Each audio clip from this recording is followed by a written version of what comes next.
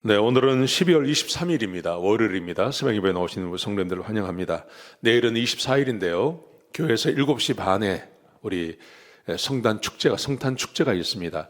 5시 반까지 교회 오시면 교회에서 저녁이 준비되어져 있습니다. 오셔서 식사하시고 교제하시고 또 우리 크리스마스 행사 같이 했으면 좋겠습니다. 말씀 나누기 전에 공동기도 제목으로 기도하시겠습니다. 배옥진 집사의 뇌졸중을 치료해 주십시오. 언어가 회복되고 오른쪽 팔다리에 힘이 생겨나도록 해주십시오. 권하자 집사가 다시 걷도록 해주십시오. 이승학 성도의 뇌종양 치료가 잘 되게 해주십시오. 권현민 형제를 치료해 주십시오. 김에브라임 형제가 신장 이식을 속히 받도록 해주십시오. 김시 집사가 걷도록 해주십시오. 오스조 선교사의 건강을 회복시켜 주십시오. 데이비박 형제의 건강을 회복시켜 주십시오. 예수님의 이름으로 기도합니다. 아멘. 오늘 본문의 말씀은 누가복음 1장 26절에서 38절까지 말씀입니다.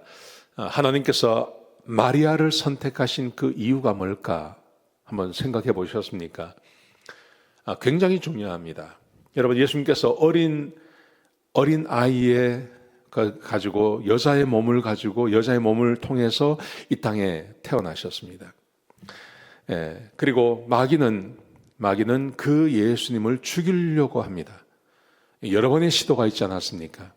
그런데 만약 마리아가 마귀에게 이렇게 시험을 받는다면, 아니면 마리아가 마음을 조금만 잘못 먹어도 얼마든지 예수님은 이 땅에 태어나실 수 없을 수 있습니다. 죽임당할 수 있습니다. 그런데 하나님께서 어떻게 마리아를 선택하셨을까 하는 거죠.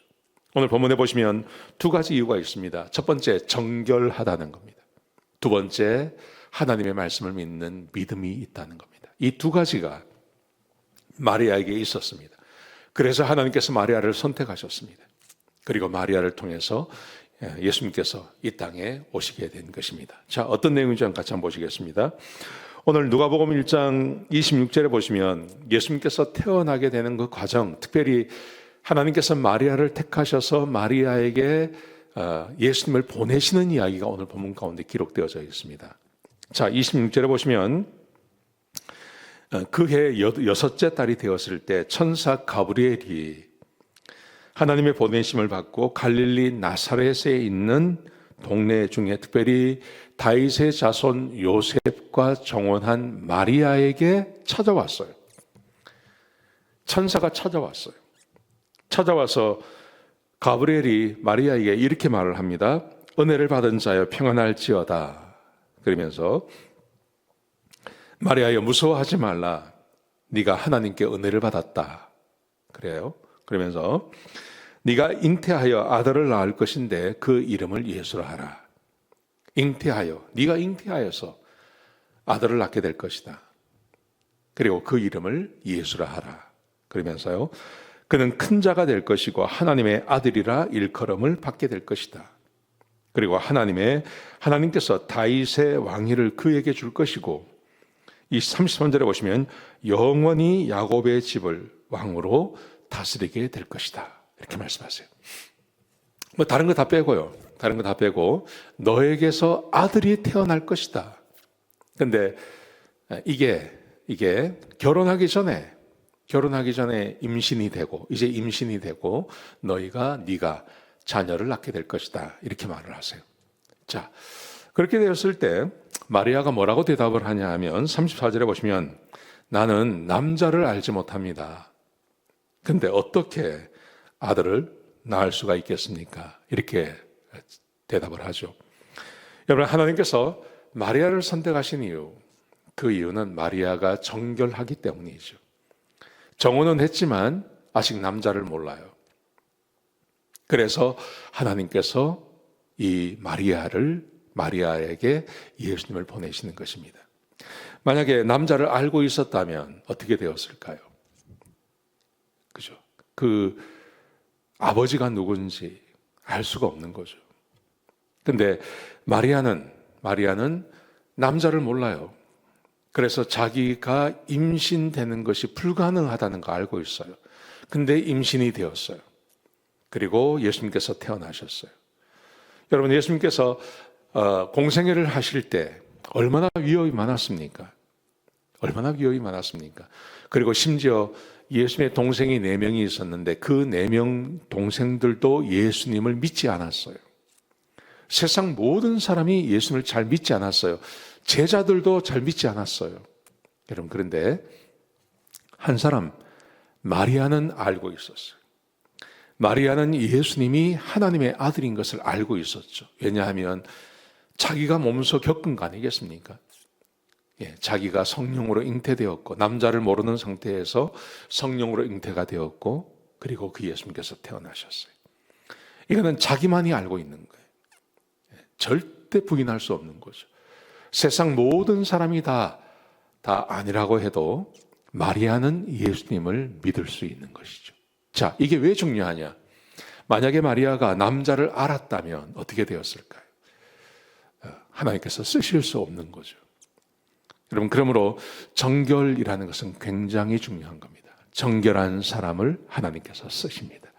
정결한 삶 사시기 바랍니다. 정결이 거룩입니다. 하나님이 거룩하시니 우리도 거룩하라고 말씀하십니다. 자, 두 번째는 믿음입니다. 믿음. 자, 나는 남자를 알지 못합니다. 그랬더니 가브리엘이 이렇게 말합니다. 성령이 내게 임하고 하나님의 능력이 너를 덮을 것이다.